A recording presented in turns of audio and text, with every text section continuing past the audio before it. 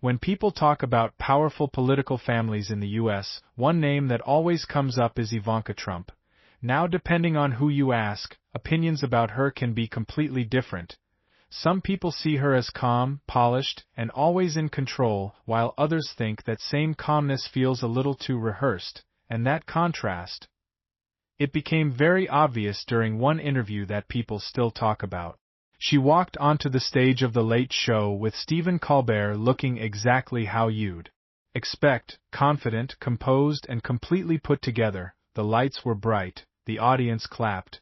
Everything looked normal, but if you pay close attention, something felt slightly off, not obvious, just subtle. She greeted Stephen Colbert, sat down, and from the outside, it looked like she was in full control of the moment, and at first, she was. Colbert started the interview in a friendly way, complimenting her image, her confidence, the way she handles pressure, and she responded exactly how you'd expect, calm voice, carefully chosen words, nothing out of place. But here's where things started to shift.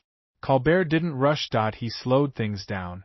And instead of asking big, aggressive questions, he asked small ones, simple ones, but very specific.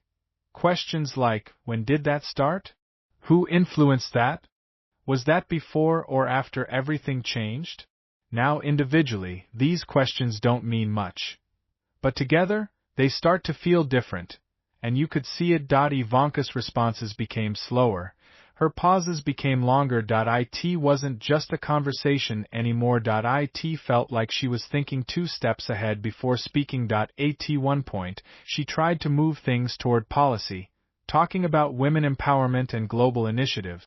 Everything sounded structured, almost too perfect. And that's when Colbert leaned in, not aggressively, just enough, and he said something interesting.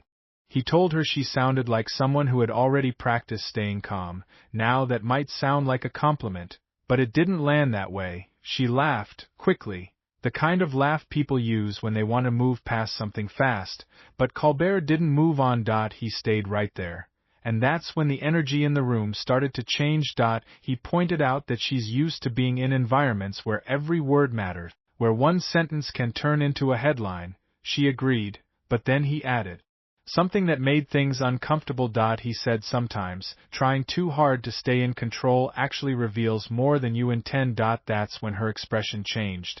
Not dramatically, but enough. She leaned back slightly and said people read too much into things, especially on TV. And honestly, that could have ended the moment, but it didn't, because Colbert didn't argue. He just paused. And then asked a very simple question. Did you expect to feel this comfortable here? Now that doesn't sound like a big question, but the way it landed, completely different. She brushed it off, laughed, and reminded him, this is just a talk show, not an interrogation. Some people in the audience laughed too, but not fully. You know those laughs where people aren't sure if they should laugh? Yeah, that kind. Colbert nodded calmly. And then said something that shifted everything. He told her she was answering like every sentence needed to be defended.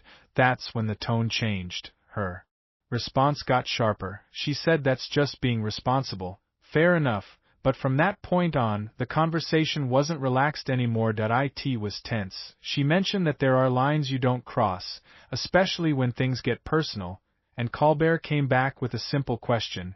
Then why answer like you're expecting those lines to be crossed? No laughter this time, just silence.